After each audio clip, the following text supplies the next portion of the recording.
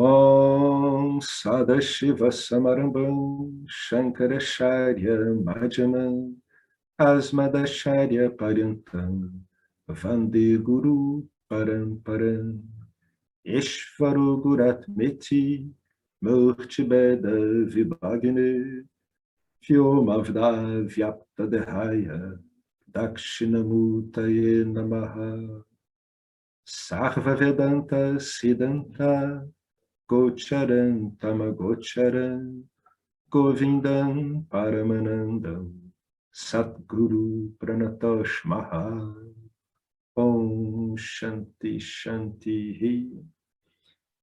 Boa noite, bem-vindos a mais um encontro do Yoga do Amor, comentários de James Swartz, em cima dos versos dos Sutras Devocionais de Narada, um livro, uma escritura belíssima, belos comentários. No último encontro, a gente terminou um tópico que é o tópico 6. Na verdade, é o verso 6, né? Quando a devoção não dual é alcançada, a pessoa fica maravilhada, imersa no silêncio, intoxicada com o ser. Bom, depois de passar por esses tópicos todos, agora vai vir aquela pergunta: se eu reduzir tudo, absolutamente tudo a Brahman, o que aconteceu com Ishvara? Ora, bolotas, o que aconteceu com Ishvara é o que aconteceu com Jiva, né? São fenômenos aparentes, embora tenham atribuições e significâncias completamente diversas, né? E muito bem estabelecidas nessa ordem cósmica, uma ordem muito bem engendrada e bastante fora da capacidade de entendimento do ser humano, em termos de sua mecânica geral, mas não em termos da sua mecânica em relação ao corpo sutil do Jiva, que é o que nos interessa. Então, o que aconteceu com Ishvara, quando a gente realizou todas essas reduções aí, né, que o Vedanta vai fazendo?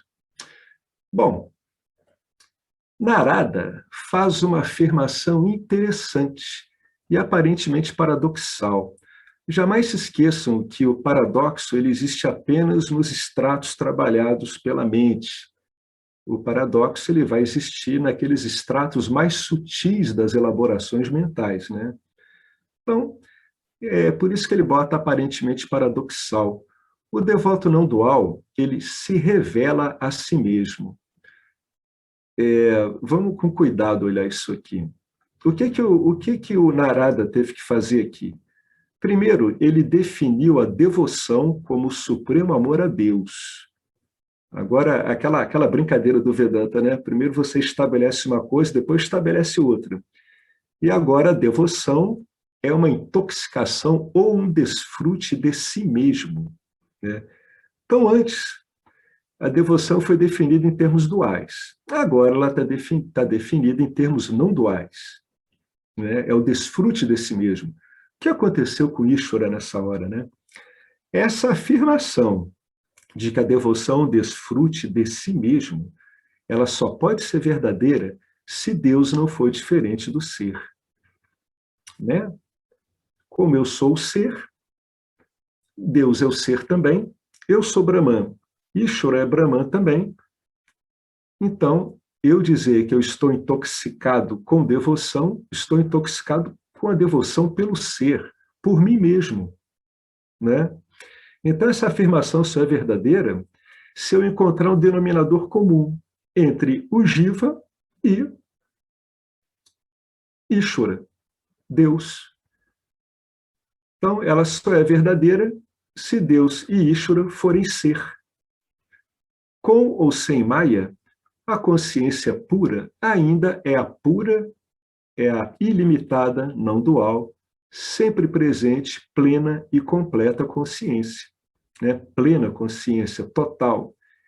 Em nenhum darshana devocional você encontrará tal afirmação, porque essa afirmação ela vai extinguir, vai terminar com a distinção entre o devoto e Deus, né? Essa afirmação, como a gente falou, ela só pode ser feita quando é realmente compreendido e trazido à própria vida do devoto a base comum entre ele e Ishvara, em última instância, que é o puro ser, Brahman, consciência. Agora, para chegar a essa compreensão, precisamos aceitar os ensinamentos do Vedanta, apreciar a lógica não examinada, que prova a identidade entre Ishvara e Jiva, e verificar com a nossa própria experiência para ver se isso tudo não é verdadeiro. Como diz Krishna no Bhagavad Gita, capítulo 10, verso 20, eu sou o ser que reside no coração de todos os seres. Né? Eu sou o ser que reside no coração de todos os seres. É um modo de dizer, né? Krishna está falando para Arjuna, né? Ele está puxando Arjuna pelo Karma Yogi, e ele vai pincelando com Gnana Yogi. Então, quando Krishna fala com Arjuna, ele sabe que ele está se entendendo com o indivíduo que ainda vê o fora e o dentro.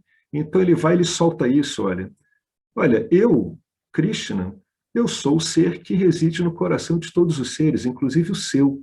Isso é uma primeira abordagem para começar a desfazer aquela ideia de que há uma diferença entre o devoto e Deus. Eu sou o ser que reside no coração de todos os seres. Só tem eu, é isso que ele está querendo dizer. E se você, em última instância, é eu, então você é eu também. Né? Então, o bacana do Vedanta é que ele abre intelectualmente como se fosse um sulco no seu entendimento. A contemplação vai aprofundar isso, e uma hora isso vira uma compreensão. Quando vira uma compreensão, o impacto na sua vida ele é imediato e inquestionável. Tá? Então, agora então a gente entendeu esse verso 6 aqui de cima, quando Narada diz que a pessoa fica intoxicada com o ser, quando a devoção não dual é alcançada. Ou seja, a pessoa se compraz em si mesma como o ser, onde estão todos os seres. Essa sim que é a visão mais apurada, né? É o ser onde residem todos os seres.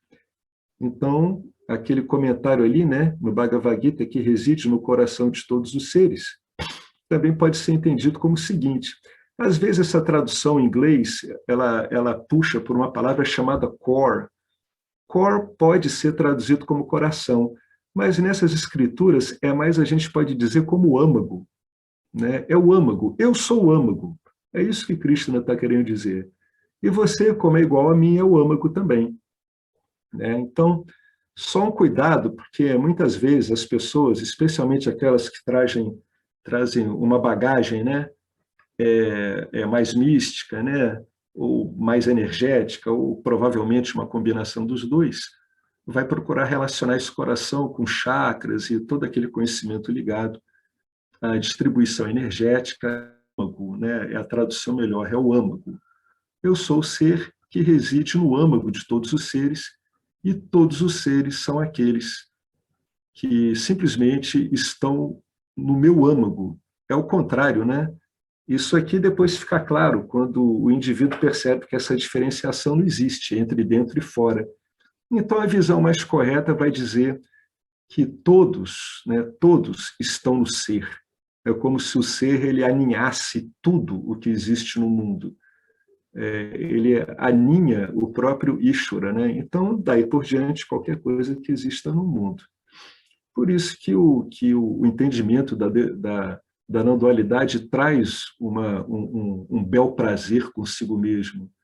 Nesse ponto, começa a ter realmente uma autodevoção, né? Desinteressada, é um contentamento oriundo de uma compreensão profunda. Vamos ver Alguém quer comentar alguma coisa sobre isso? Porque aqui ele está falando sobre esse deleite, né? Que às vezes parece que se apresenta como algo difícil para as pessoas, mas não é, né? Se você vai seguindo todo o trabalho proposto pelo Vedanta, que é eliminar enganos com relação a você mesmo, esse deleite consigo mesmo ele vai surgindo espontaneamente e vai ficando cada vez mais definido. Ele não se altera, tá, gente? Ele não altera. Ele vai ficando mais claro. Isso que ele vai ficando. Né? Essa devoção, que é você, ela simplesmente vai aparecendo como uma devoção sem objeto. Na prática, como isso funciona? Na prática, isso funciona como uma qualidade muito grande na hora de você lidar com pessoas, você lidar com você mesmo, você lidar com o meio, você lidar com atividades corriqueiras. Vai se notando gradualmente que essas atividades todas começam a ter um trato muito diferente, muito mais carinhoso, muito mais disponível e muito menos sujeito a dúvidas, a discussões, a problemas, a não aceitações do seu papel. Seja o que está fazendo, você o faz de um modo carinhoso, dedicado. Né? O que eu estou querendo dizer com isso? É que, como você se entende como a própria devoção, você também entende que quem está colorindo todos esses objetos com a sua beleza é você mesmo. Né? Na vida de um investigador, muito bonitos. Vamos para o capítulo 7, né, para o verso 7. Qualquer dúvida, vocês sempre têm a liberdade de me interromper. Via verbal mesmo, porque eu estou olhando aqui para o texto e eu não vou ver quem é que está com a mão erguida aqui. Bom, a devoção não dual não gera desejos, pois a natureza dessa devoção nos torna propensos à renúncia aos objetos. Né? É um verso claro. Né? Vamos ver o que o James comenta. Ora, se você é pleno, você é o significado da sua vida. Se você é o significado da sua vida, de que valem os objetos? Né? Claro, vamos lá, não é a função utilitária dos objetos que ele está falando, é a função de identificação que as pessoas, em geral, impingem, né, conferem aos objetos como um modo de se autorreferenciar. Né? Então, de que vale os objetos nessa função de objetos de desejo, daquilo que você acha que está precisando? Esses objetos não estão validando você. Você que os valida. Fica claro que você é que está pintando de cores esses objetos, sejam essas cores mais cinzentas ou mais alegres. Objetos, para o devoto não dual, são puramente utilitários. É claro, fica óbvio, evidente, inquestionável que qualquer objeto, qualquer objeto denso, qualquer objeto sutil, qualquer objeto super sutil, qualquer coisa. Né? Aqui o verso ele é autoexplicativo, e a explicação é muito boa, exatamente é isso. Quando ele diz nos torna propensos à renúncia aos objetos, é porque é visto claramente que, tirando a função utilitária dos objetos, eles não têm mais uma função de identidade para com você, inclusive o seu próprio corpo, a sua própria mente. Vamos continuar, né? Alguém quer comentar alguma coisa sobre isso? Vou continuando, tá? Que os versos estão se sucedendo no intervalo menor agora. Bom, subtítulo aqui, o poder maravilhoso da renúncia. Vejamos por quê. Verso 8. Narada diz, abre aspas, a renúncia é a consagração dos deveres mundanos e espirituais ao Lorde.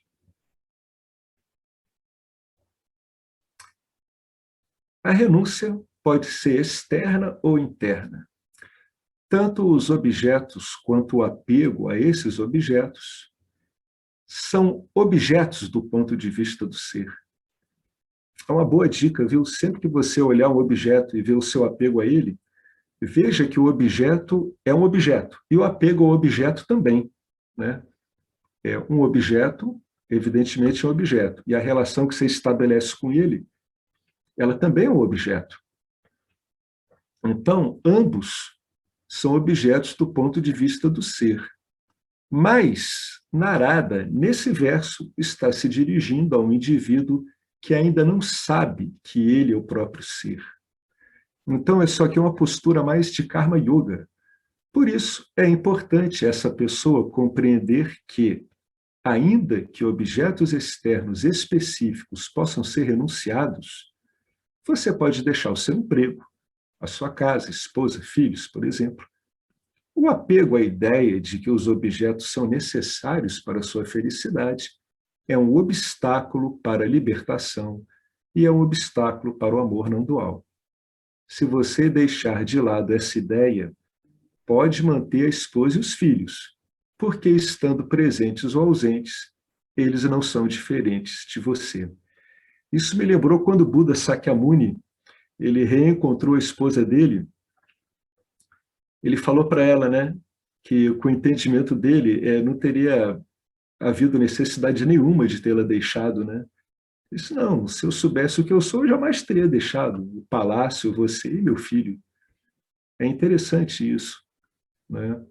Então, o que o Vedanta tenta fazer? Ele tenta fazer com que você resolva tudo isso na sua vida ordinária. Esse é o motivo pelo qual o Vedanta é um investigador tão preciso e tão implacável com as ideias que você tem acerca da sua vida. Ideias essas que vão aparecendo no desenrolar das suas transações diárias, ordinárias na sua vida comum. Então, o Vedanta ele é bem focado nisso, né? Você não precisa largar nada, você precisa ver esse conhecimento e aplicá-lo do modo apropriado. Devotos não duais, são pessoas livres, estão satisfeitos consigo mesmos, tá? Plenamente satisfeitos. E, consequentemente, eles não têm objetivos mundanos e nem objetivos espirituais. Eles agem. Quem pode evitar a ação, mesmo por um segundo, né? Mitya é ação. Mas eles não têm apego aos resultados, porque já são plenos. Certas ações não são opcionais. Por exemplo, comer, dormir, respirar não são opcionais.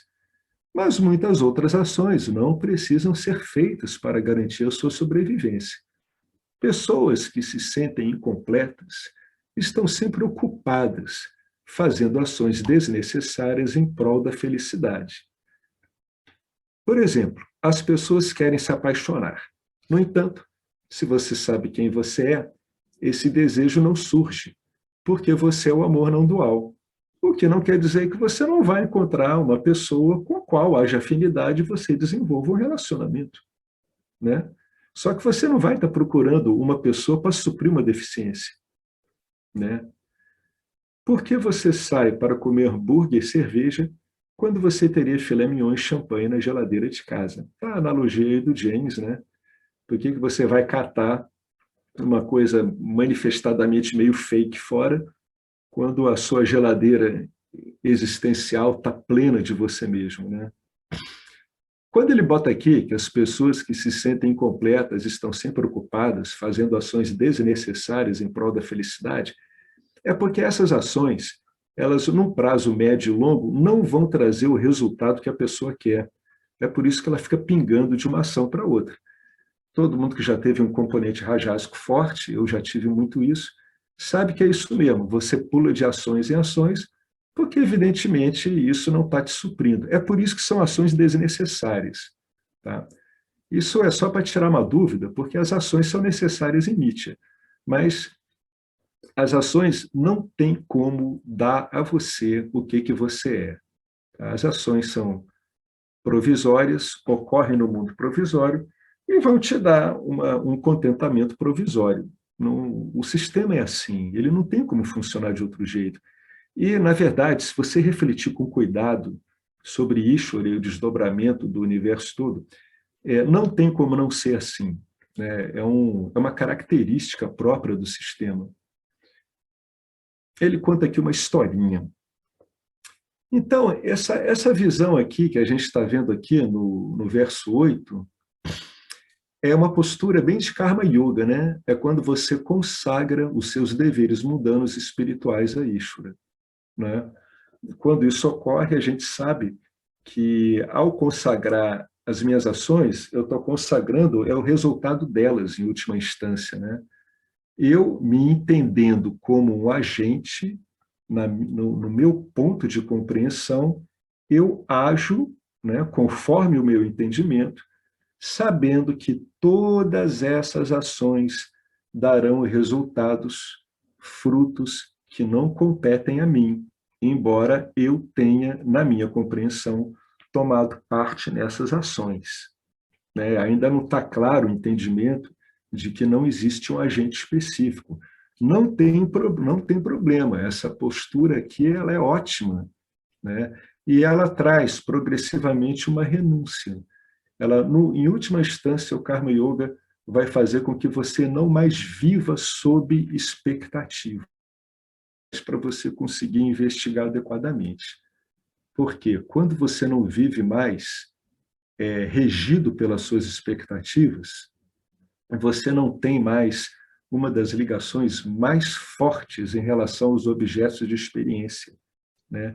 Então você pode investigar, né? Porque a sua ligação com o objeto ela vai estar fraca o suficiente para que você possa olhar isso com clareza e conseguir separar o que é Atma e o que é Anatma, o que é ser e o que é não ser.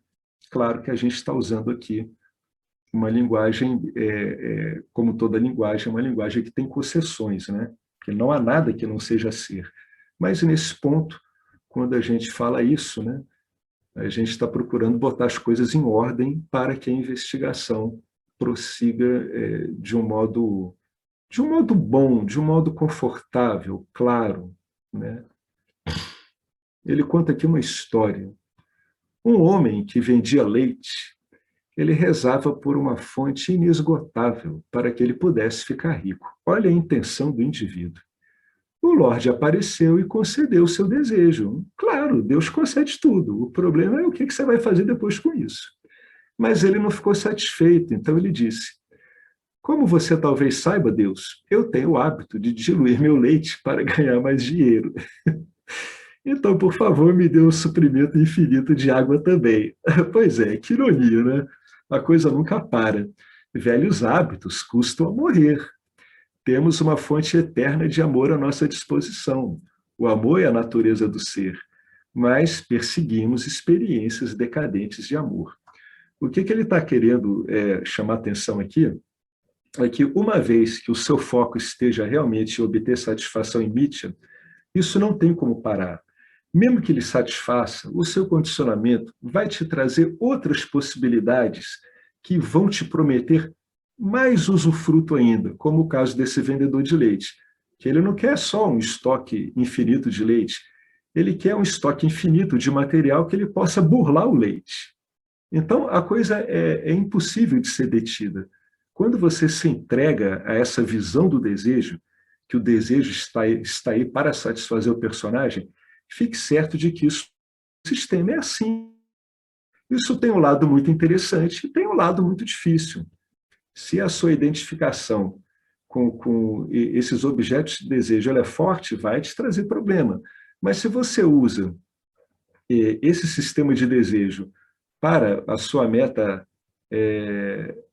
definitiva, que é você simplesmente entender e viver como que você realmente é, então esse seu desejo está ótimo, ele não tem problema nenhum. E se você executa os seus pequeninos desejos na vida, sabendo que são desejos do personagem, e que esses desejos, no fundo, não têm aquela relevância para você que tem para outras pessoas, já que você é um conhecedor, então tá bom também. Né? A gente aprende a lidar com o personagem é assim mesmo, ele é tipo um bichinho de programas. Né? A gente vai aprendendo a lidar com ele, sem briga. E o que acontece com o personagem? O ego do personagem vai aprendendo como lidar com isso. Você começa a ter um ego educado. Em termos simples, é um ego educado, é um ego gentil. Não é um ego chato que vai ficar te perturbando o tempo todo. Né? Sem brigar com nada, sem querer se livrar de nada, mesmo porque se livrar do ego é uma das maiores fantasias do mundo espiritual e uma das mais tristes, porque a quantidade de gente que fica nisso a vida inteira é muito desesperador. Mas a gente que está aqui, né, com uma boa referência, a gente não vai cair nessa brincadeira. A gente está interessado no ser, né, e não no ego, o qual nós já conhecemos e que a gente sabe que precisa de uma polida, de um ajeitamento, né? De um tratar bem. No fundo, a gente aprende a tratar o ego bem. Tratar bem o ego, evidentemente, não tem nada a ver com fazer as vontades do ego, né? Olha que coisa bonita. Significa apenas que responder aos desejos é completamente opcional. Não são desejos vinculativos. Então, o que está sendo apontado aqui é que é o mesmo resultado que ocorre, né, quando a gente foca exclusivamente no Gnana, dá o mesmo resultado quando você vai para uma visão mais Bhakti. Embora, como a gente esteja vendo, não dá para separar essas duas visões, né? Parece que elas vão ficando imiscuídas umas nas outras, até resultarem no autoconhecimento, que é igual à autodevoção não dual. Tá? É a mesma coisa, é igual. Né? É opcional, você tem preferência, só isso. Você não está vinculado a objeto nenhum. Mas você usufrui. O mundo tem muito de usufruto. Né? A gente vê isso.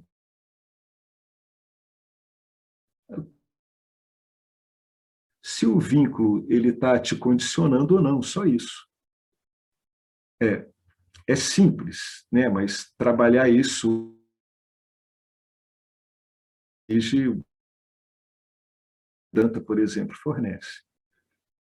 Além do poder de agir e conhecer, o poder de desejar é um dom sagrado e glorioso concedido por Deus apenas aos seres humanos. Se você entrevistar um cachorro sobre os planos do cachorro, ele pode latir um par de vezes, em seguida vai correr para farejar o traseiro de outro cachorro. Mas os seres humanos podem perseguir objetivos extraordinários que melhoram o mundo. E dentre esses objetivos, notavelmente, o amor não dual. Né?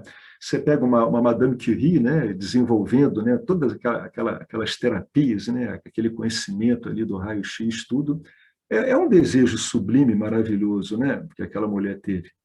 E dentre esses desejos sublimes, notavelmente, é o amor não dual, que é igual ao autoconhecimento. A famosa pergunta que ela deve ter feito para ela uma vez ou outra na vida também, né? Afinal de contas, o que sou eu? O que é isso aqui tudo? Todo cientista, todo filósofo e praticamente todo ser humano faz essa pergunta. Alguém quer acrescentar alguma coisa sobre isso aqui, o poder maravilhoso da renúncia? Eu queria acrescentar uma coisa aqui que eu me lembrei, já falei isso há um tempão. Como vocês veem, a renúncia ela vai ocorrendo espontaneamente em decorrência do contato com o ensinamento e do uso do ensinamento no seu dia a dia.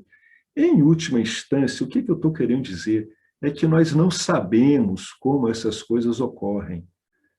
Então, a gente vê um apego caindo. Né? Você está apegado a um condicionamento seu, ele cai. Né? É muito difícil você saber como é que isso é feito. Né? É por isso que, às vezes, a gente ouve algumas expressões que são bem intencionadas. Você tem que largar isso, mas, no fundo, se você perguntar para a pessoa como é que ela larga, ela não sabe. Né? É por isso que o apelo de um meio de conhecimento é que você siga o meio de conhecimento como Vedanta, porque tudo isso vai ocorrendo, vai espontaneamente ocorrendo. Você vai refletindo sobre o ensinamento, você vai estudando a sua experiência do dia a dia, e dali a pouco, quando você se lembra de uma coisa que lhe parecia tão importante, ela caiu. Como ela caiu? Não sei. Especificamente eu não sei, mas sem dúvida ela caiu em decorrência da confiança que os estudantes têm nas escrituras e no ensinamento. Né? Eu tenho certeza que pessoas que estão ouvindo a gente aqui agora, isso está ocorrendo. Se elas olharem bem, elas não sabem especificamente como ocorre, mas elas veem que cai. Tá? Então, a renúncia vai ocorrendo. Isso tudo são efeitos da adequada assimilação do conhecimento. Né? É por isso que no Vedanta a gente não se preocupa muito com essas tomadas de supostas decisões do agente. Né? Tudo que a gente pede para o suposto agente, né, esse karta, tudo que a gente pede para ele é que ele se dedique ao ensinamento com muita seriedade, né, porque todas essas consequências vão ocorrendo, todos esses impedimentos vão tombando. eu vou ser mais específico. Quando eu falo todos, é todos mesmo. Todos os impedimentos, eles vão caindo. Coisas que você não sabia que eram impedimentos vão surgindo, aparecem no seu radar, são submetidos também, como todos os seus apegos ao conhecimento, e vão caindo, vão caindo, vão caindo, vão caindo. Então vem aquela cheirada, aquela fé que se comenta muito no começo do Vedanta, né? A pessoa vai seguindo o conhecimento tudo, ela bota uma fé nessa escritura e ela aguarda o quê? Ela aguarda, na experiência ordinária dela, que o que está nas escrituras vai sendo concretizado, vai sendo observado. E é assim mesmo. Por isso que você vê nas escrituras os caras dizendo como é maravilhosa a escritura. E é mesmo. Né? Bem orientado, é um instrumento espetacular, sob qualquer hipótese, sob qualquer condição. Agora, a orientação adequada faz falta. As pessoas que pegam uma escritura e vão sozinhas, é uma minoria ínfima de uma minoria ínfima que já é o universo dos buscadores. Né? Então, é uma coisa de gênios. Então, até que nós consigamos demonstrar para nós mesmos que somos gênios, né, é interessante que a gente siga esses procedimentos, essas contemplações e essas investigações do Vedanta. Né? Então, aqui, o que o Narada está fazendo? É uma espécie, né, de limpeza em relação a todas aquelas visões errôneas que temos sobre desejo.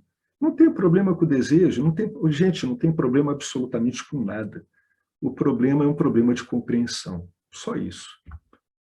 E se é um problema de compreensão, é porque está lidando com um problema de ignorância. É só isso.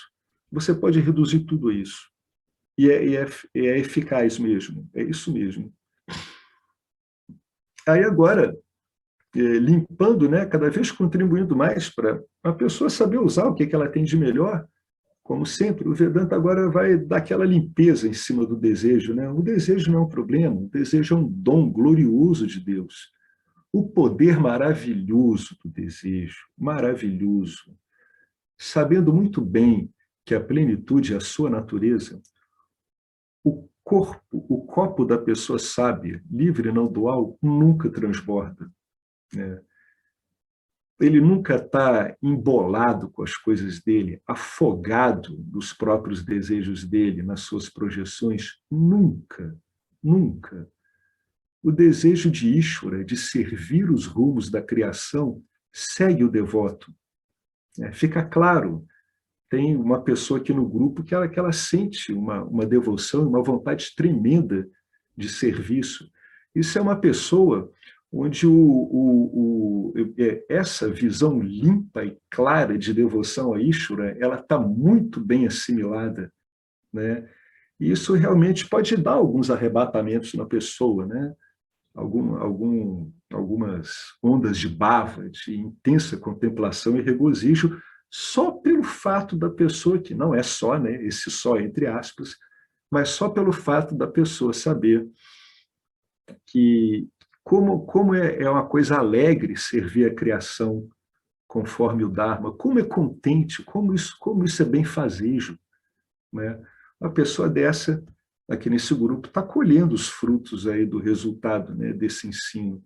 Esse ensino, ele vai reforçando a sua devoção de um jeito muito inteligente, muito carinhoso. Né? O desejo de Ishvara, de servir os rumos da criação, segue esse devoto. E a sua vida é um serviço, é espontaneamente um serviço. Uma declaração da glória de Ishvara e amor eterno pelo mundo. Olha que frase linda essa. O desejo de Ishvara de servir os rumos da criação segue, acompanha esse devoto. E a sua vida é um serviço espontâneo, é uma declaração de glória de Ishvara e um amor eterno pelo mundo. É a própria redenção do mundo, né? O mundo visto durante tanto tempo como um problema, ele passa a ser visto um local onde você se aninha com ele carinhosamente e colabora com esse mundo. é um amor eterno pelo mundo, é um amor eterno, né, pela glória de Ishvara. Mesmo Ishvara parece gostar dos seus desejos. Nada como impingir umas características humanas em Ishvara, né? Facilita o entendimento. Mas, pelo amor de Deus, né, gente? Ishvara não é um ser humano, né? Tem que ficar isso claro. Não vamos antropomorfizar esse princípio espetacular de inteligência do universo total e o próprio universo em si. Né? Estamos dentro disso tudo, né? Ishvara não é humano, ele traz o humano em si. Como o Taittiriya Upanishad, nesse verso personificado, 2.6.1, ele diz, verso personificado, né? É um modo de você olhar, é uma facilitação. Você aqui está personificando, sabendo o que você está fazendo. Né? Estou personificando Deus para facilitar o meu entendimento dele, mas eu sei o que eu estou fazendo. Ou seja, eu estou fazendo o quê, gente? Estou emitindo uma camada de projeção consciente para eliminar aquelas camadas anteriores, inconscientes, onde eu tratava Deus como um ser humano por puro medo, por pura falta de compreensão, ou por pura falta de apoio no mundo, o que é medo também, né? Então vamos ver como é que esse Taittiriya Upanishad ele resolve isso. Ele desejou e disse, eu me tornarei muitos, eu serei pai de muitos filhos. Então ele realizou austeridades e criou tudo. Depois apareceu como tudo que é visto ou não visto em sua criação. É o próprio Ishvara, né? É o princípio. Aqui é engraçado, né? O princípio está desejando. É uma antropomorfização para facilitar o entendimento, né? Ele desejou, só havia ele como princípio. Eu me tornarei muitos. Olha aqueles desdobramentos que a gente viu, né? Quando a gente lida, quando a gente teve esse lidar breve com a cosmogonia no Vedanta, né? Ela puxa um pouco da cosmogonia que está lá nos Vedas e usa de modo adequado. Eu serei pai de muitos. Então, ele realizou austeridades e criou tudo. Depois apareceu como tudo que é visto, tudo que ele criou, ou tudo que ele não criou em sua criação. Ou seja, é bacana aqui, né? Ele está dizendo que tem uma parte não manifesta, que é a própria criação. Essas brincadeiras aparentemente contraditórias que o Vedanta coloca, até para forçar a mente da gente a ver de outra forma, né? A gente tem que se lembrar que o imanifesto ele também está em Mitya, né? O corpo causal. O desejo ele é inofensivo e maravilhoso, mas só a serviço de Ishvara. Então, o desejo é inofensivo e maravilhoso, mas só se é um desejo dármico, só se ele está alinhado com o Dharma. Sem o conhecimento de Ishvara, o desejo amarra o auto-ignorante às ações ignóbeis, aquelas ações que o indivíduo faz a qualquer custo para obter a satisfação que ele quer, desde a ação ignóbil mais levezinha até a mais brutal, grotesca e cruel, e cria egos distorcidos e feios, presos às identidades mundanas, às identidades religiosas e presos às identidades espirituais. No entanto, o desejo não amarra os devotos não duais, que são livres dos desejos mundanos e que são livres também dos desejos espirituais. A doença da iluminação, a identificação do ego com realizações espirituais, não aflige aquele que sabe que sua natureza é amor não dual. Olha que bacana isso. Então, essa doença da iluminação, ela está ligada ao quê? Ela está ligada a um mau entendimento da devoção inerente a qualquer pessoa, né? É como se a doença da iluminação acometesse as pessoas que sabem que são consciência e existência, mas elas não sabem ainda não ficou claro para elas, que elas são esse ananda, elas são esse contentamento, elas são essa amorosidade espontânea. Porque quando isso fica claro, não faz sentido nenhum, né? O indivíduo se identificar com realizações espirituais que ele sabe que não são dele, né? Então, Essas pessoas é o que às vezes a gente fala no autoconhecimento, né? Esse aí ele saltou antes do ponto, né? A coisa parecia boa, mas ele salta no ponto e vê que o ponto não é aquele, né? Mas ele na verdade não viu isso, né? Todo mundo viu, menos ele, como sempre. E aí ele vai lá e começa, de uma certa forma, a usar supostas realizações espirituais e com isso impressionar devotos. É aquele que diz assim: eu sou iluminado, ou seja, eu sou um ego iluminado. O que não quer dizer nada, porque qualquer coisa no mundo é iluminada, né? De um sol de uma galáxia até um monte de fezes, tudo é iluminado pela luz da consciência. Então, né, desde um cadáver até uma mãe amamentando o filho, então o conhecimento, a autorreflexão vai desfazendo todo esse amontoado de enganos terríveis, terríveis, que vão ocorrendo ao longo da história da humanidade, né? E que a gente mesmo tem notícia de tantos, né? Tantos enganos, né? É porque aqui a gente não cita nome, né? Por uma questão de ética, de desinteresse. O que adianta citar nome, né? A gente está interessado no fenômeno em si, não nos jivas específicos, né? Então tem uma deficiência aí no entendimento da própria devoção quando o indivíduo ele pula antes desse ponto e ele começa a tentar arrogar a si uma aura de um realizador espiritual, né? Então, essa doença da iluminação, ela não aflige aquele que sabe que sua natureza é amor não dual. Eu vou só comentar aqui um pouco um aspecto último da história de Andrew Cohen, que era um dos mais promissores alunos de Papaji, que quando realmente ele se deu conta de que ele tinha realmente abusado dos alunos dele durante 27 anos, ele parou com tudo, ele foi para a Índia e ele sumiu lá. A última notícia que se teve dele, em 2015, ele estava praticando Karma Yoga, né, para ver se isso aqui equilibrava nele, né? Porque o Karma Yoga ele é um estabilizador emocional formidável, né? Então, o que Andrew Cohen fez, né? Apesar de todo o mal que foi causado através dele, ele percebeu o engano dele e ele foi se dedicar a um dos corretivos mais importantes que tem, né? Que é quando toda devoção do Jiva ela vai para onde? Ela vai para Ishvara. Olha que bacana, né? Ele percebeu isso. Olha que bacana, isso é um mérito dele, né? Ele conseguiu entender isso. Então ele saiu da doença da iluminação e ele foi procurar nos fundamentos do entendimento aonde havia falha nele. Ele detectou e foi lá corrigir essa falha. Depois desse ano aí eu não sei mais o que aconteceu com ele. Um devoto não dual é aquele que não pode ser melhorado fazendo qualquer coisa, né? Não faz sentido, né? Já estando pleno de devoção e essa devoção tão desinteressada e sem objeto, não faz sentido pensar no melhoramento. Pode até ser, mas sua vida é dedicada exclusivamente a realizar o que ele sabe, né? Ela é dedicada ao Nidhyasana o tempo todo, na vida toda dele. E o que ele sabe? Ele sabe que ele é tudo e tudo é ele.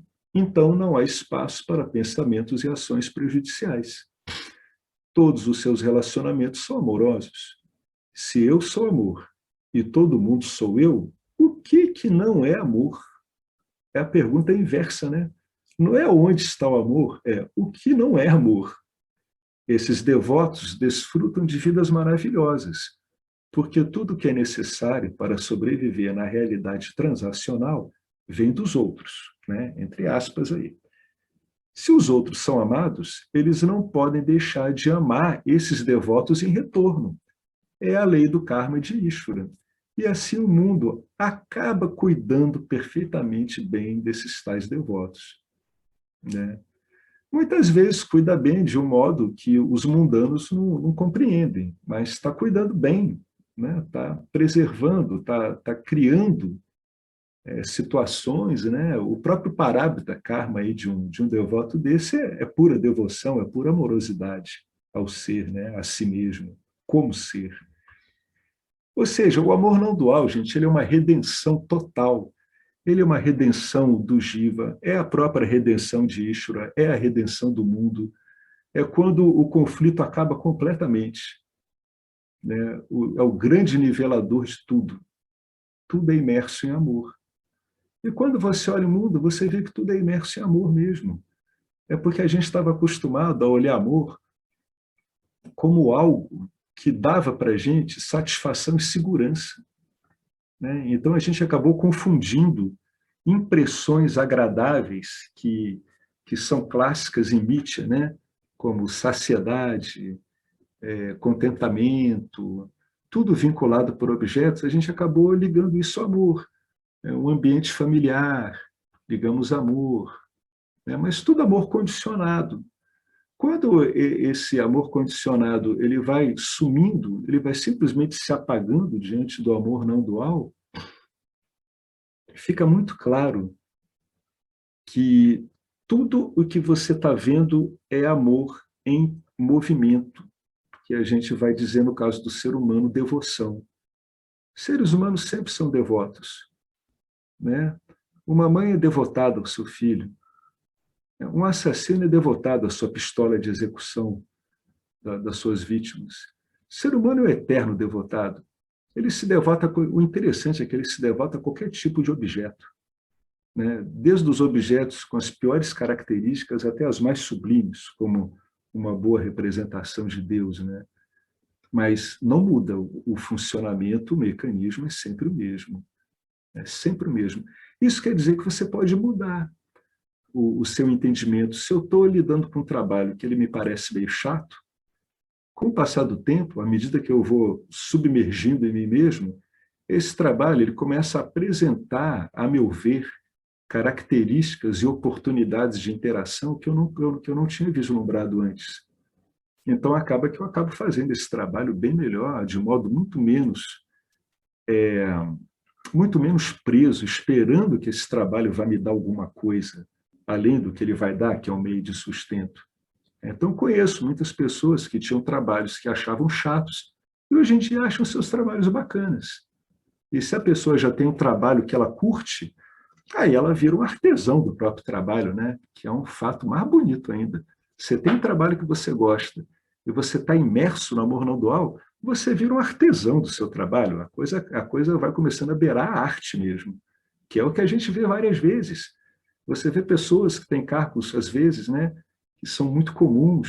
Ah, o cara é um gerente, aquele ali é um lixeiro, aquele ali é o presidente de uma empresa, aquele ali é um funcionário. Mas você nota em algumas pessoas um toque praticamente especial ao lidar com uma coisa tão comum, né? Um cozinheiro, por exemplo, um próprio artesão, alguém que cuida de limpeza pública, ou uma empresa, ou devotos. A gente vai notando esse toque, né? Esse toque, a literatura espiritual chama isso de toque purificador, mas na verdade é algo que vem de puro conhecimento, puro entendimento. Então, os efeitos disso na vida da gente são tremendos, tremendos. Modificam radicalmente o modo como você se vê e vê o suposto outro, né? Bom, alguém quer, alguém quer comentar alguma coisa até agora?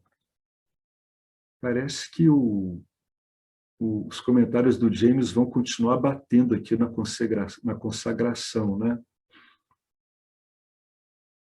Alguém quer comentar algo, alguma coisa da própria vida, o que está observando, alguma dúvida?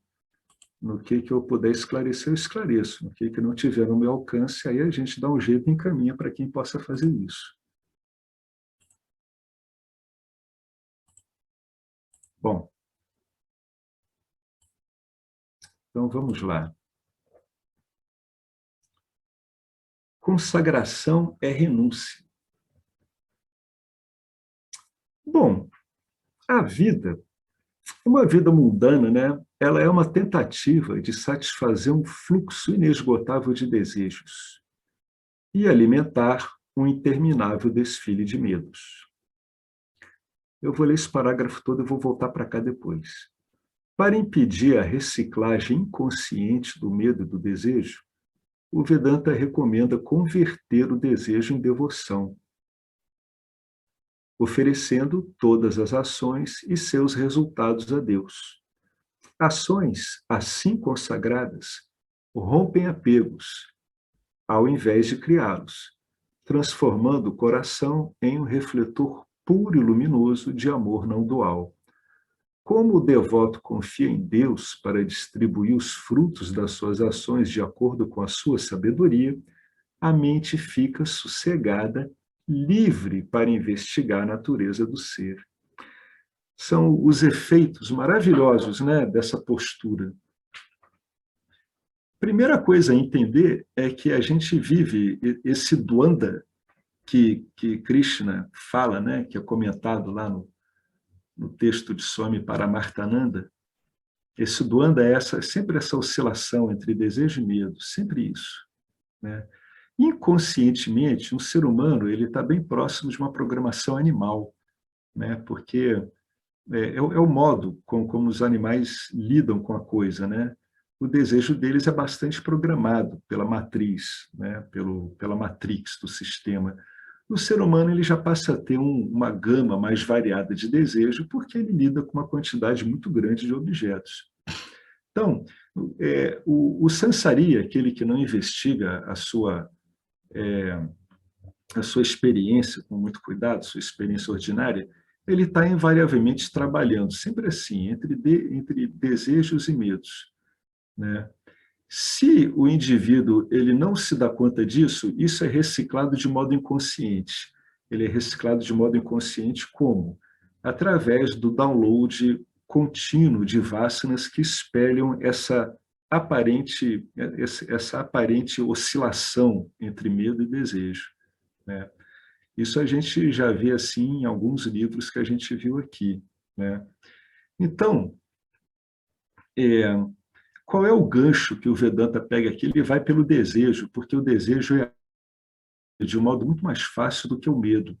As pessoas são acometidas por medos e nem sabem muito bem que medos são esses. Mas o desejo, elas vêm aflorar com uma certa repetição. É mais fácil lidar com o desejo do que com o medo. O medo é uma coisa muito apavorante. Já o desejo, quantas pessoas se definem pelos seus desejos? Vocês já viram pessoas se definindo pelos seus medos? Não, né? É muito raro. Então, o que a gente faz? A gente procura a abordagem mais fácil. A abordagem mais fácil é você olhar como um emissor de desejos, aquele que está em contato com seus desejos. É, inclusive, um modo mais fácil, mais aceito. O Vedanta ele é muito de senso comum, né? Imagina se eu vou ficar me definindo para as pessoas com base nos meus medos, né? Isso só se for para um ciclo de pessoas que gostam de filmes de terror, de suspense. Mas, em geral, as pessoas se definem pelo que elas gostam. Do que você gosta? Você vai sair com uma companhia que você nunca saiu, ou com amigos. Do que você gosta? É difícil ter essa conversa do que você tem medo, né? Então, a gente vai pelo desejo. Então, o Vedanta aqui, ele dá aquele pulo do gato. Ele diz assim, cara, vamos converter o desejo em devoção, porque o que está apoiando o desejo é um conglomerado de emoções associadas a pensamentos, né? Então, no fundo, por trás do seu desejo, tem um séquito, tem uma turba de emoções e pensamentos. O que o Vedanta propõe? Cara, vamos converter isso em devoção como? Através do Karma Yoga. Eu vou oferecer todas as ações e primeiro eu ofereço as ações a Deus.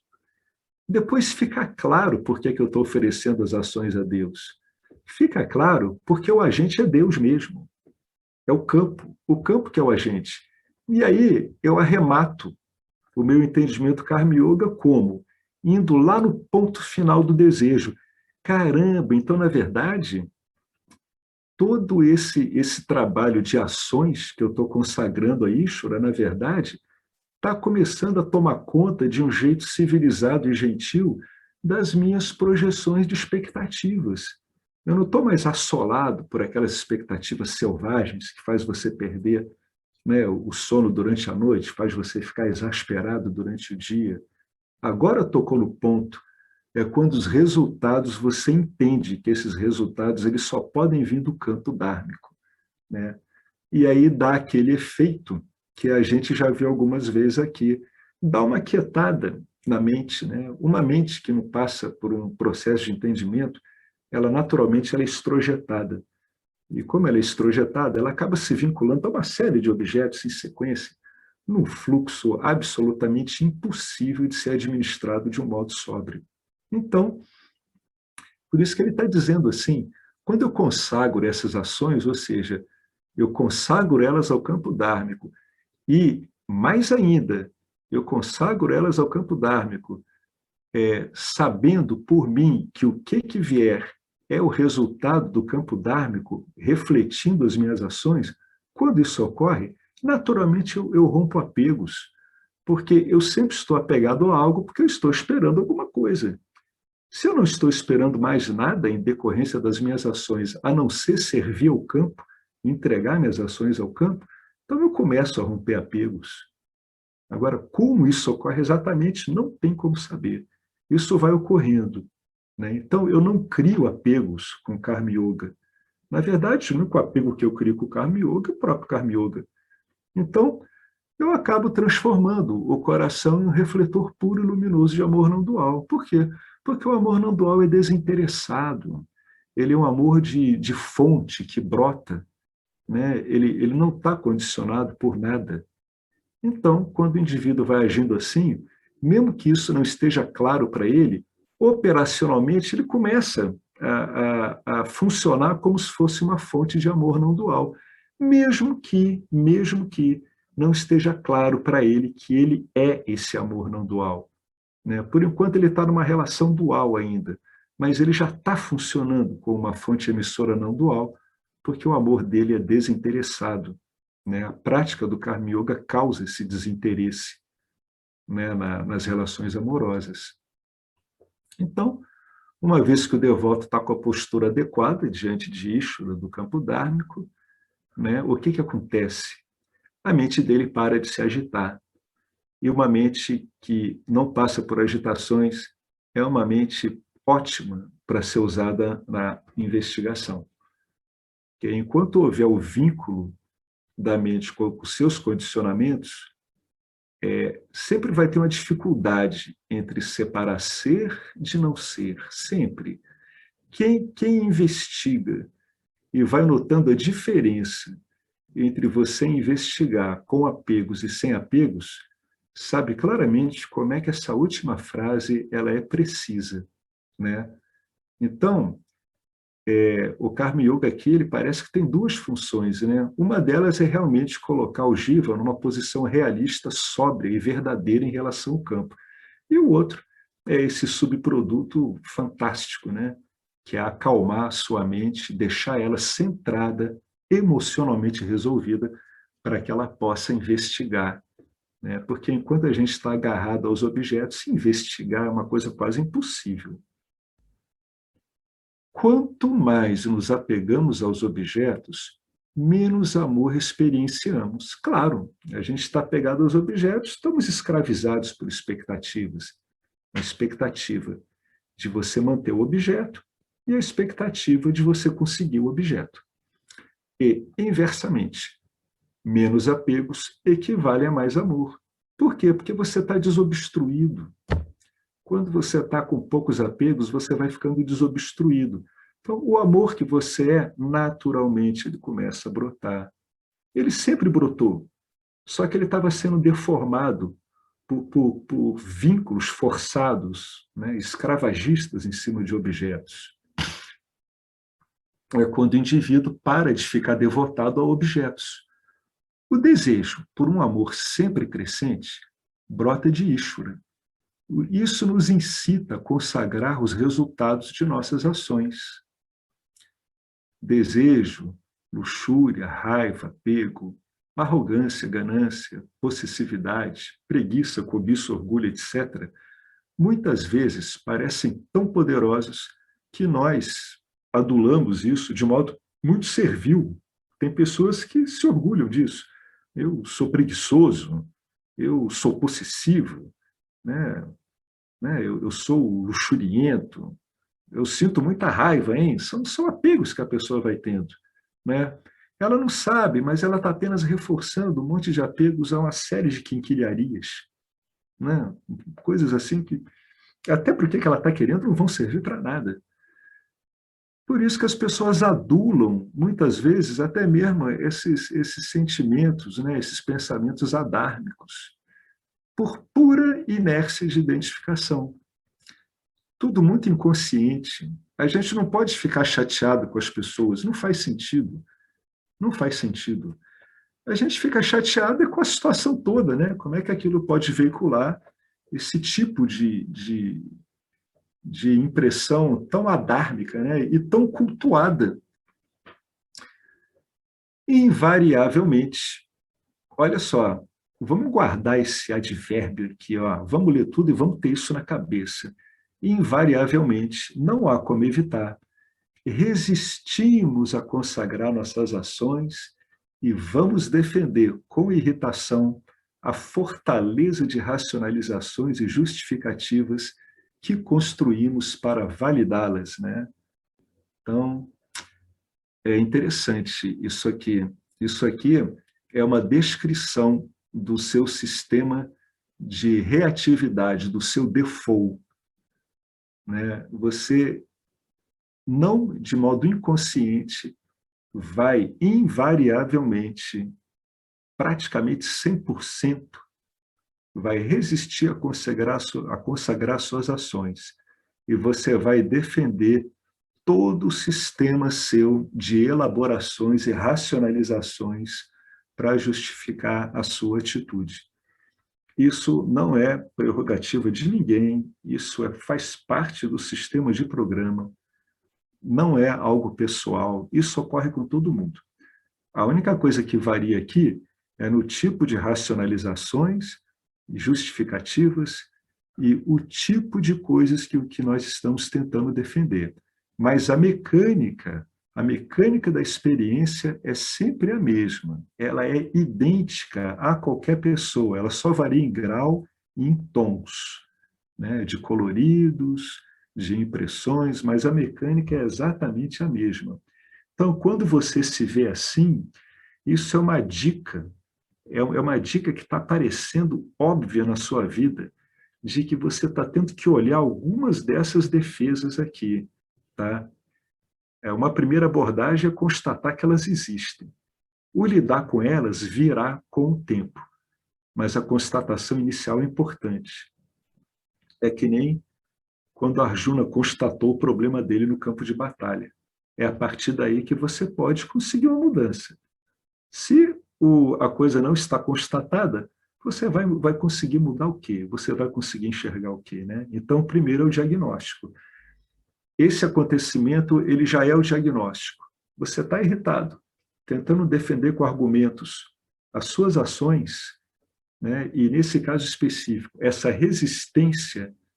a, essa resistência à consagração, então você tem que saber que talvez você não esteja assimilando corretamente o que é o campo dármico e o que é o jiva em atuação no campo dármico, né? Então, essa resistência, essa consagração Exuara, ela é esperada, é isso que eu estou querendo dizer. Ela é esperada. Na hora que você lidar com isso, não é nada excepcional, é esperado. De vez em quando, cheios de orgulho, para variar, nós transformamos essas racionalizações e justificativas em credenciais rigorosas. A gente, às vezes, se apresenta com isso para as pessoas. Consequentemente, os devotos frequentemente acreditam que a renúncia aos resultados é dolorosa.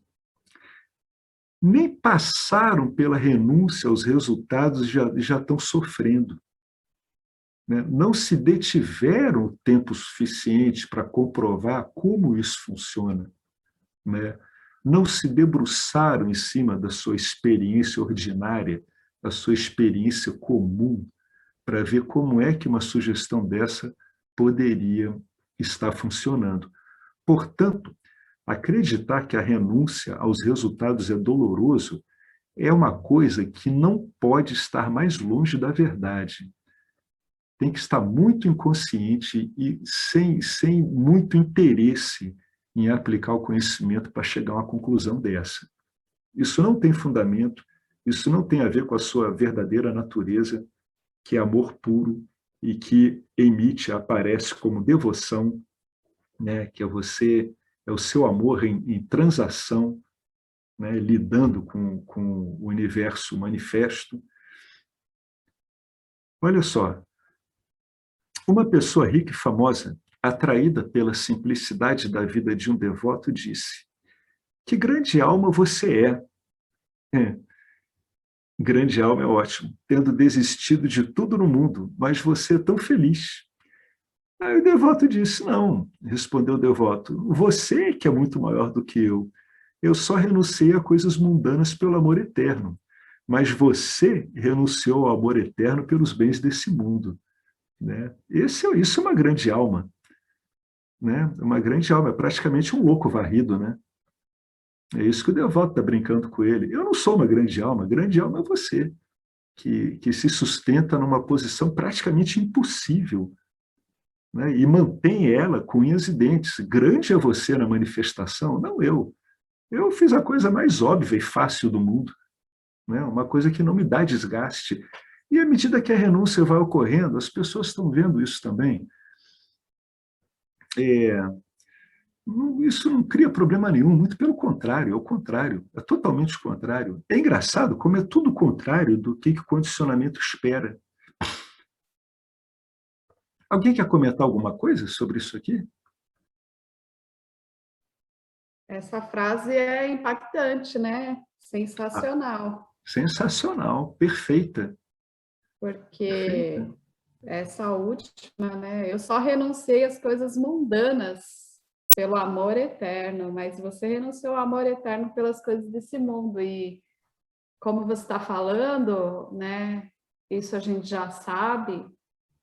O mundo nos diz o contrário, né? Aí vem essa escritura para inverter isso. Mas é realmente, né? Quem é mais forte? É, Né? Quem renunciou ao amor eterno pelos bens, né? É uma coisa é, meio... É impactante essa frase, né? Eu é. achei, assim, essa conversa, né? Do devoto com a pessoa rica. Porque você continuar mantendo foco nas coisas mundanas exige de você um esforço formidável sobre qualquer aspecto. Você tem que se aproximar delas, obtê-las, mantê-las, se prevenir contra perdas, atualizá-las. Quando elas se esgotam, você vai para outra. O trabalho da vida mundana, ele é um trabalho tremendo, ele é muito ingrato. O que E que dura dá? vidas, né? Dura Poxa, vidas e vidas e vidas. Você pois faz é, o contrário, diminui, né? exato. Porque, na verdade, é um trabalho completamente contra a sua natureza. Então, por isso que ele é tão difícil. Né? O que o devoto está querendo dizer? Que para ele a vida é muito mais fácil, porque ele está só seguindo a natureza dele. O outro não, o outro é tipo um maciste, né? Um Hércules, um herói mesmo. Né? Cada dia ele tem que matar um leão, e a unha, né? Cada dia ele tem que matar um leão à base de soco. O que você prefere, meu amigo?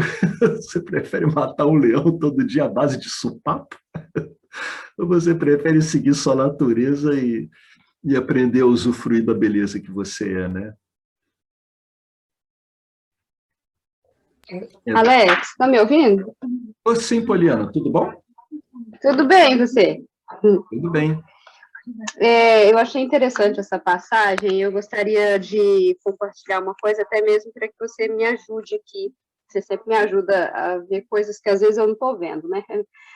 Mas, assim, eu achei interessante essa parte, porque eu renunciei tudo muito cedo. Eu acabei a faculdade e larguei tudo. E fui morar numa comunidade em prol do autoconhecimento, né? E, enfim, eu praticamente renunciei tudo mesmo, porque fui morar longe da família, fui no meio do mato, né? E hoje eu tô, assim, depois de anos, né, depois que eu fiz isso, hoje eu tenho 2 filhas pequenas, e assim, e hoje praticamente, assim, eu vivo, assim, vou dizer assim, eu não tenho, assim, nada, né, eu não tenho nada, não adquiri bens nenhum, né, porque eu fiquei muito tempo morando no meio do mato, achando que ia me autorrealizar no meio do mato. Assim, foi uma experiência muito legal, foi muito importante para o meu crescimento espiritual, minhas compreensões, mas hoje eu vivo um grande conflito, assim, eu vivo muito bem do jeito que eu tô, eu consigo viver bem, assim, depois, principalmente do Vedanta, eu não vejo problema em não ter muitos bens materiais e passar certos perrengues, assim, sabe, financeiramente falando. Mas por eu ter filhas pequenas, assim, eu penso muito nelas. Então, eu vivo nesse conflito atualmente. Deu para entender? Então, eu vivo nesse conflito atualmente, assim, entre o desapego que eu busco trabalhar em mim, né? E a necessidade de manter, assim, o material também, até porque eu tenho 2 filhas pequenas, né? Então, eu vivo nesse conflito, sabe? Entre o material, a renúncia do apego às coisas mundanas e também apego interno, né? Não só a objetos externos, mas também a objetos internos. O que eu posso fazer para resolver esse conflito interno aí diante desse ensinamento que você expôs agora? Olha, falar isso nesse momento assim, de repente vai te dar uma visão assim mais não tão ampla. Agora, o que eu vejo é o seguinte, você tem aí um Sivadharma, né, que é cuidar das suas filhas. Mas isso, em hipótese nenhuma, deveria estar conflitando, né, com o seu desapego. Você pode estar obtendo meios materiais de manutenção e continuar desapegado, né? Será que você não teria que olhar com mais delicadeza a sua ideia do que é desapego? Assim, eu tenho refletido, talvez possa me ajudar a ampliar essa reflexão. Eu me pego pensando assim, será que eu devo desejar, e às vezes eu não consigo nem pedir isso a Deus, né? Que me dê pelo menos assim a oportunidade de ter um lugar meu para morar, sabe? Eu fico sempre me pego pensando assim, será que esse desejo de ter um local para morar, será que isso seria contra, assim, ir contra uma devoção não dual? Entende, assim, o meu conflito? Eu Adquirir entendo, bens materiais, assim. eu entendo, mas o seu conflito me parece tá focado mais no seu entendimento do que é renúncia. Uhum. Né? Porque eu, assim, do ponto que eu estou olhando, eu não estou vendo conflito nenhum. Nossa, Você, sério? sério, você pode ter uma casa própria para cuidar das suas filhas, né? Dar uma educação mais formal para elas, né? Se for essa a necessidade que você está vendo, e ao mesmo tempo permanecer desapegada, você só vai estar suprindo condições materiais mais adequadas, que estão lhe parecendo mais adequadas. Então, a princípio, eu não estou vendo conflito. Por isso que eu tô dizendo que talvez você deva investigar com mais cuidado o que você entende por desapego. Entendi. O desapego ele é mais uma postura diante dos acontecimentos da vida, de todos esses objetos. Ele é mais verificado na postura interna da pessoa, no que realmente o que ela tem ou não tem, entende? O que eu estou querendo Uhum. dizer para você é que a gente pode... Independente de ter ou não ter, é o que é o relacionamento interno daquilo que se tem ou que se deixa de ter, seria isso? Isso. Você pode ter pessoas muito ricas e desapegadas, e você pode ter mendigos muito apegados. Uhum. Isso, então, você pode ter pessoas com um monte de bens que não têm apegos a elas, e você pode ter um mendigo que às vezes tem um par de sapato, tem uma trouxinha super apegado àquilo. Uhum, entendi. Então é mais uma questão de você avaliar esse seu panorama interno e ver o que é que você está entendendo por desapego, porque, na verdade, não teria conflito, né? Entendi. Não, Até onde, perfeitamente, eu né? compreendi. Mas a gente pode estender isso um pouco lá pelo Messenger, né? Se você tiver afim, a gente troca umas ideias com mais cuidado sobre isso, Ah, eu quero sim. tá? Depois eu te chamo lá. Mas eu aqui, a princípio, eu não vejo conflito, né? Eu acho que uma coisa não é incompatível com outra, Sim, tá? perfeito. Mas vamos trocar ideias pelo Messenger, que eu acho que vai ficar um pouco mais detalhado, né? Certo. Muito obrigada, Tá Alex, bom? pela sua atenção. Nada, Poliana, eu que agradeço aí o seu comentário. Muito, muito bom, muito interessante isso que ela está trazendo, né? E aí, o que que é que a gente faz quando a gente vê isso? A gente remete ao entendimento, né? Como é que a pessoa está entendendo isso, né? Isso é que é o fundamental. Isso que a Poliana trouxe é mais uma demonstração de como é que são as compreensões da gente, sejam elas mais ou menos conscientes, que vão guiando o nosso posicionamento. É por isso que o Vedanta ele trabalha tanto com esse entendimento de como você está enxergando o mundo. E é por isso que ele tem, para cada modo que você está de enxergar o mundo, ele tem uma espécie de antídoto, né? Ele vai calibrando. Um religioso dual, ele sabe que ele é Atman, ele está vendo Paramatma, mas ele não consegue estabelecer a identidade de Atman com Paramatma. Então, o Vedanta detecta isso e vai bem na raiz do cara. Não, o problema é que você está focado unicamente numa relação onde você não encontra identidade com Deus, porque você está vendo Deus apenas como aquilo que rege o manifesto, sendo manifesto. Mas será que tem algo que te nivela junto a Deus, tirando a parte manifesta? É assim que o Vedanta trabalha, né? O Vedanta ele entende que o mundo que nós vemos ele é uma projeção, né, em decorrência de nossas vásanas, né? Como é que isso ocorre? Você tem a projeção primária de Ishvara, né? E devido ao nosso estoque kármico no corpo causal, a gente começa, em cima dessa projeção primária de Ishvara, estabelecer nossas projeções secundárias, né? A projeção secundária do Jiva, né? Então, o Vedanta ele está muito interessado nessa projeção secundária. Agora, o sistema é tão inteligente que, para você lidar com a sua projeção secundária, ele te dá uma baliza. Ele diz assim, não, a gente tem que ter o conhecimento de Ishvara. O conhecimento de Ishvara é a base em cima do qual você vai avaliar como é que estão suas projeções. Olha que coisa bacana e elegante, cara. Ele te dá uma baliza para você manobrar. Porque se você estiver largado apenas com as suas próprias projeções, sabe o que vai acontecer? Você vai ficar como se estivesse só num sonho consigo mesmo. É o que algumas escolas clínicas de psicologia chamam de elipsoidismo, né? É quase uma base de autismo, né? E isso não é culpa de ninguém.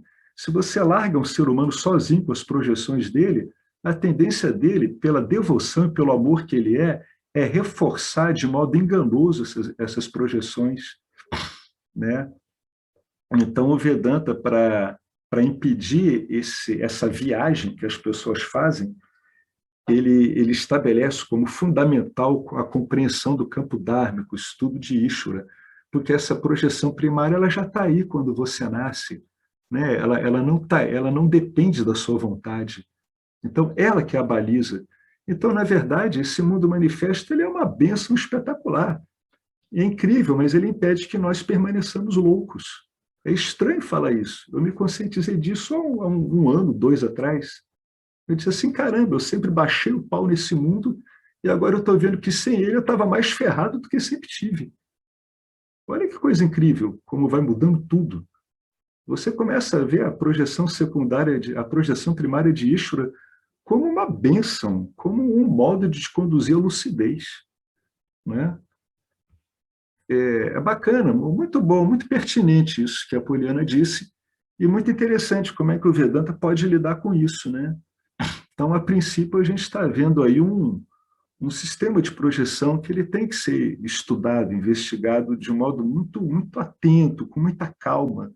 Nunca adianta pressa, nunca, nunca. É como se você ficasse se enamorando daquela projeção que você está estudando. Você tem que estar enamorado dela, tem que estar muito disponível para entender como é que ela está funcionando, né? Então, por exemplo, isso é um modo de aplicar o conhecimento, né, no nosso dia a dia. Eu acho bacana essas coisas que a gente vai falando, porque isso vai ficando claro, né? A pessoa vê, afinal de contas, para que eu estou lendo tanta coisa? Pô, meu amor, você está lendo esse monte de coisa para aplicar, né? Isso é um gesto de carinho de Deus com a gente, né? De dar uma guia, né? Dar um fio de Ariadne para você conseguir entrar nesse labirinto, de preferência não encontrar com o Minotauro, deixa ele para lá e sai fora e vai encontrar com a Ariadne, que é o que importa, né? Deixa o Minotauro para aqueles que querem ser heróis, cara. Pô. Né? Essa guia maravilhosa eu acho que Ishvara dá várias guias maravilhosas, depende da cultura, e o Vedanta, para essa cultura que a gente compreende, né? A indiana, muito embora tenha diferenças nossas, ela é uma cultura ariana também, né? Dessa matriz vedântica, e a gente compreende as estruturações sociais portanto, o que o Vedanta ele passa para a gente é algo compreensível, algo que a gente pode assimilar. Eu não estou diante de um conhecimento de 8.000 anos, de um grupo de xamãs no extremo oriente, né, que estariam se referindo ao mundo de um modo completamente diferente. Então, essa é a vantagem do Vedanta, ele é acessível. Bom, eu vou ler, eu nem sei se eu leio isso. Eu vou começar a ler isso aqui. Alguém quer falar mais alguma coisa? Aproveitando aí, por exemplo, esse gancho aí da Poliana. Eu me lembrei Oi. Eu me Fala, lembrei Marcelo. daquela passagem de Cristo, né, que ele disse, o que adianta ao homem ganhar o mundo, né, e perder a sua alma? Que é bem isso daí, né, que nós acabamos de ver, né?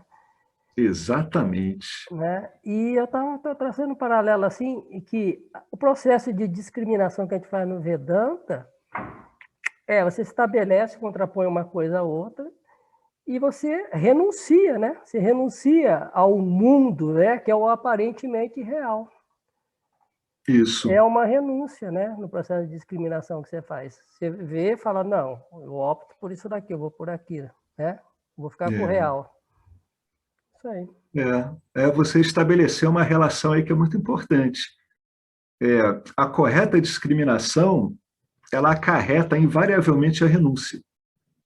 É isso mesmo. Quando o indivíduo começa a discriminar corretamente, isso inevitavelmente leva à renúncia. Especificamente, o indivíduo não sabe o que está sendo renunciado, né? Aquela camada, tudo, mas ele vai notando uma grande renúncia que vai ocorrendo. Agora, é aquela coisa que você falou, né, Marcelo? O indivíduo ele tem que ir aplicando essa discriminação, né?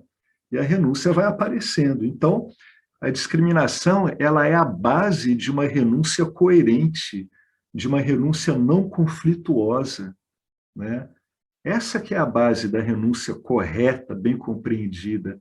E para você ter uma discriminação adequada, é praticamente impossível você conseguir ter uma renúncia adequada sem um sistema adequado.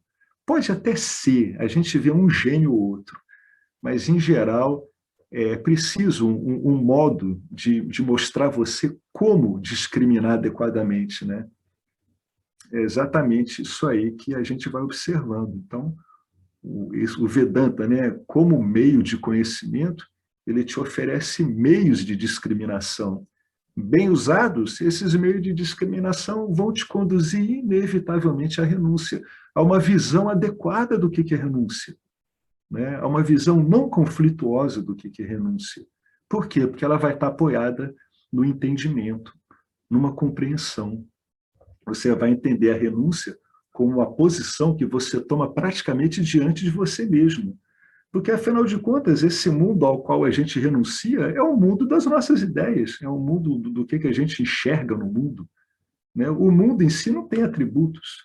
O que cria esses atributos todos são os nossos entendimentos do mundo, né? Então, você falou uma coisa muito acertada, sim. É uma coisa que a pessoa tem que prestar atenção. A discriminação bem feita, ela acarreta a renúncia. Eu tenho que me preocupar com a renúncia? Não. Não. Se a discriminação é bem feita, a renúncia simplesmente vai aparecendo. Essa é a beleza do método, né? A extrema elegância do método. Quem ia falar alguma coisa? Eu ia complementar, assim, essa discriminação, né, que o Marcelo trouxe, de que o mundo é aparente, né? É uma discriminação muito importante, né? E como você está falando, ela acarreta na renúncia. E aí eu fico pensando, porque eu tenho feito bastante essa discriminação, assim, mais do que no intelecto, como se ela fosse não, sendo real para mim, né? Isso, você falou, não sei como, mas a gente vai acontecendo, vai caindo isso, cai aquilo, mas é porque isso neutraliza, né, a potência de qualquer coisa quando você fala é aparente. Bom, se é aparente, cara, não tem potência, é como se fosse assim, né? Então, neutralizando a potência daquilo que não é real, Isso. parece que vai caindo essas barreiras, né? Então a renúncia cai. A renúncia cai, não, o desejo cai, a renúncia aparece, né? Pela neutralização, por esse efeito contrário de força, sabe? Que Isso. aquilo tinha uma força, não tem força, é aparente, gente, vamos pensar aqui. Aparente é o que parece que é, mas não é. Então, se não é, né? Então, é como uma miragem no deserto, como se fosse assim, é aparente, aí perde a força, parece que esgota aquela força que aquele objeto teria. E aí eu acho que é isso que cai. Não sei, estou trazendo aqui porque isso eu estou vendo acontecendo no meu dia a dia. Eu falo, é aparente. E aí dá uma dissolvida, vamos dizer, na força. É uma contraforça, É isso, né? Alex. É uma contraforça. Por isso que o Vedanta ele trabalha com palavras, né? Porque ele, através das palavras, ele acerta em cheio os discursos que a gente elabora para nós sobre os nossos próprios desejos. Porque o que mantém a inviolabilidade da nossa história pessoal, vê se vocês entendem, o que mantém a inviolabilidade da nossa história pessoal é a história que contamos para nós mesmos, sobre nós mesmos. Eu estou querendo dizer que esse diálogo interno, na maior parte das vezes, ele está reforçando, né, essa nossa visão de um mundo sólido, de um mundo onde temos que conseguir coisas. E o Vedanta trabalha no contrário. Ele acaba acertando essa elaboração que a gente tem na cabeça. Às vezes, quando a pessoa começa a investigar, ela ainda não reparou a importância que tem a autoelaboração do diálogo interno na construção do que ela chama de minha vida. Mas, com o passar do tempo, à medida que ela vai exercitando a discriminação, ela vai vendo como é que isso se monta, porque é a primeira vez que ela está questionando. Então, ela começa a ver que o ensino ele trabalha de modo contrário. É o que você falou mesmo, né?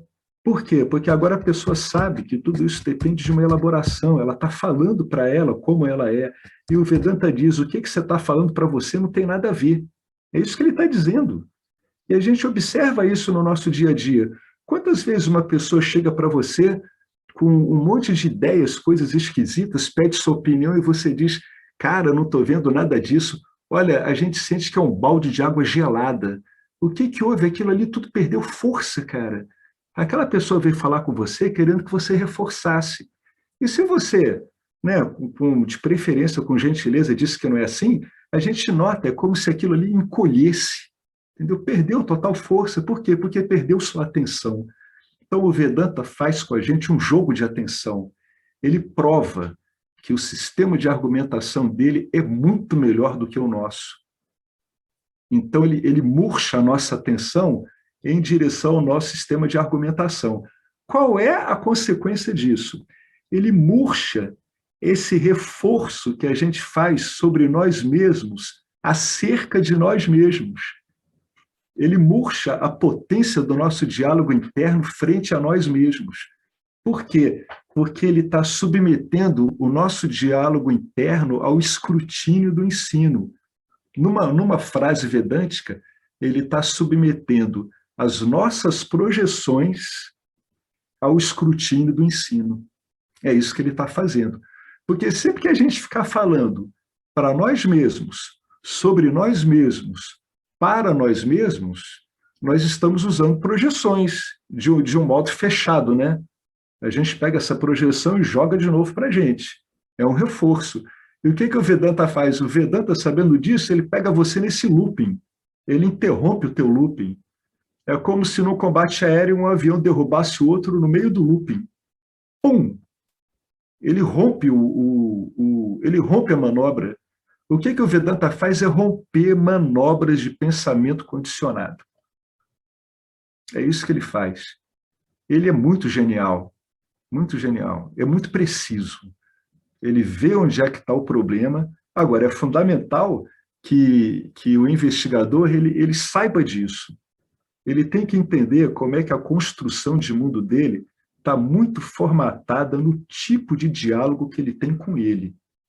O investigador, mesmo, agora uma coisa eu digo, mesmo que ele não esteja ciente disso, antes de começar a investigação, quando ele vai lendo Vedanta, vai aplicando tudo isso, ele vai ficando muito ciente do que é que ele está fazendo. Sabe por quê? É por um motivo reverso, é porque ele vê a coisa desconstruindo. Aí ele entende como é que foi construído. É engraçado isso, né? É que nem aquelas criancinhas que pegam aqueles brinquedinhos, desmonta tudo, e aí brinca de montar de novo. Né? Ele vai desmontando, aí ele, então é assim que é feito, olha. Só desmontando é que ele vê como é feito. Isso é muito comum. Quem está investigando só nota como isso foi montado quando vai desfazendo. Né? Muito, muito comum. E é tudo uma contraposição de força. O Vedanta ele mostra que o seu sistema de autoavaliação e de se olhar a si mesmo, ele não se sustenta. Ele não se sustenta com base na sua própria experiência ordinária. É por isso que inicialmente ele parece tão árduo. Né? Inicialmente ele pode parecer. O primeiro contato que eu tive para valer com o Vedanta, eu tive a nítida impressão que eu estava mastigando pedra durante 8 meses. Foi uma impressão nítida, foi horrível, mas eu permaneci, porque naquela época eu já estava muito, muito desanimado das coisas que eu via por mim mesmo. Então eu vi, não, eu tenho que dar um crédito nesses caras, eles estão ali há milhares de anos e eu daqui a 20 anos vou estar morto, daqui a 20, 30 anos. Então, vamos dar o crédito por entendimento, né? Eles devem estar muito mais certos do que eu. E aí, quando você vai aplicando isso, você vê que é muito preciso mesmo. Né? Mas realmente tem que estar disposto a olhar todos esses temas. E, de novo, eu insisto, é fácil olhar esses temas quando você compreende plenamente como esses sistemas de diálogo e de projeções são importantes para a manutenção da impressão desse jiva como sendo uma entidade separada. Ele é mantido por diálogo interno, né, que carrega um monte de emoções, de impressões. Uma vez que essa visão esteja clara, o uso das ferramentas do Vedanta fica mais fácil ainda, porque você entende exatamente aonde ele está te pegando, aonde ele está pegando os excessos do ego, aonde ele está indo. Olha, é aqui, é aqui, é aqui. Mas eu quero tudo para mim. Não, o sistema não é assim. Olha, você vive no sistemão. Não é? Como é que você se posiciona nesse sistema? Né? Você consegue exatamente o que você quer?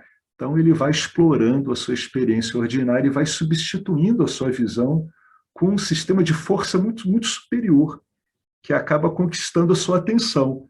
É por isso que as coisas que você sustentava dão a impressão de murchar, porque não recebem mais a atenção que você estava dando. Né? Elas entram, essas projeções próprias do Jiva, elas entram em descrédito, elas ficam desacreditadas pela potência de argumentação do Vedanta e por esses incentivos que ele dá, né, ao cultivo à devoção, claro, né, você sabendo o que você está fazendo, você entra para a devoção entendendo, afinal de contas, qual o papel da devoção nessa história toda. Né? Então, aquilo que você é, que é devoção pura, começa a ser bem direcionado. É um grande direcionador, é um grande organizador. É um grande organizador. Ele dá todos os recursos que o cara precisa, todos possíveis. Né? Então, muito bacana, gente. Muito bom. Eu acho essas conversas que a gente tem muito úteis, porque elas mostram a extrema praticidade disso aqui. Como é que ele trabalha prática? Como é que ele trabalha na prática, né? E quanto mais o Vedanta trabalha, mais o seu entendimento das suas esferas mais sutis de pensamento, de sugestões, vai ficando claro. Então, você começa a não ser mais surpreendido por esses truques, né? Porque Maia trabalha no ser humano de um modo muito sutil, é a nível de emergência de desejos, de entendimento de si mesmo, né? E esses truques, né? Essas delicadezas, essas sutilezas do sistema vão ficando cada vez mais claras para você. Aquilo que parecia uma coisa não detectável simplesmente começa a parecer ter a consistência de um bloco de concreto, né? Então, é isso que a gente vai elaborando. A gente vai ficando cada vez com um instrumento de discriminação mais elaborado. Quanto mais elaborado e mais bem direcionado ele é, mais o que você é vai surgindo em decorrência do espaço que ele abre, em decorrência do descrédito que ele lança em cima dos nossos pensamentos autoinsultantes, das nossas limitações autoimpostas. Perfeito? Né? Dado o avançado da hora, eu proponho encerrarmos. Qualquer dúvida, qualquer coisa que vocês queiram comentar, lembrem-se sempre, tem sempre o Messenger, tem o WhatsApp. Tá joia, então? Então, muito bacana. Eu fico muito contente com essa pequena turma, essa pequena e determinadíssima turma.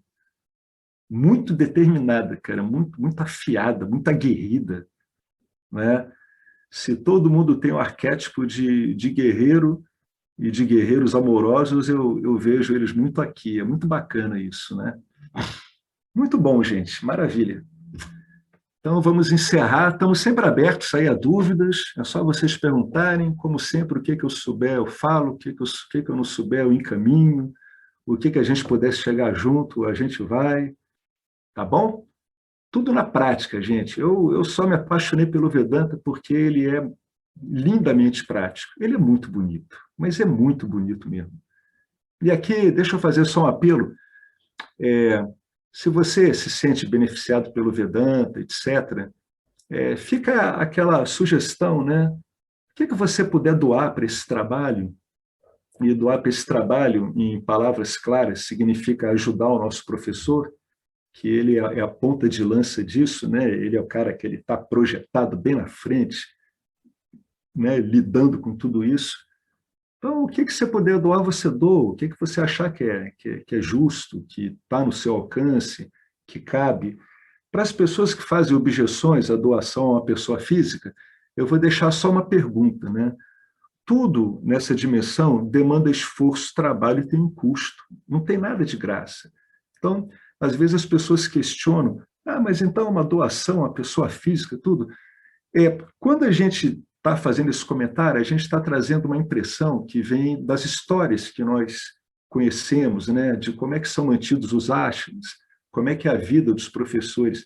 O que a gente tem que entender é que existe, na Índia, por exemplo, que é de onde a gente está usando basicamente essa ideia, existe toda uma cultura ali de doação, inclusive doações muito ricas. Né? Quem já leu sobre a história de Ramana Maharishi, é notório a quantidade de encontros que ele e o seu tesoureiro, Annamalai, tinham com aqueles que proviam todos os recursos necessários ao ashram. Né? Então, sempre tem essa necessidade de prover recurso, né? Até pela própria dimensão que a gente está. Né? Mas eu deixo as pessoas assim até uma reflexão mais profunda sobre isso. Eu acho que vale a pena. Né? A gente não está no ashram, não temos essa cultura no Brasil, como tem na Índia, né? De financiar esses ashrams, manter a atividade, e etc, etc, etc. A gente não tem isso. Então, a gente adapta isso ao que é possível, não é? Tá joia, gente? Então, vamos encerrar, então. Om Purnamada Purnamidam Purnamudachyate Purnasya Purnamadaya Purnameva Vasishate. Om Shanti Shanti Shanti. Gratidão a Ishvara, gratidão a Vedanta, gratidão a essa maravilhosa linhagem de alunos e professores. Gratidão a nós mesmos e até a próxima. Grande abraço a todos, grande abraço a todas. Tchau, uma ótima noite.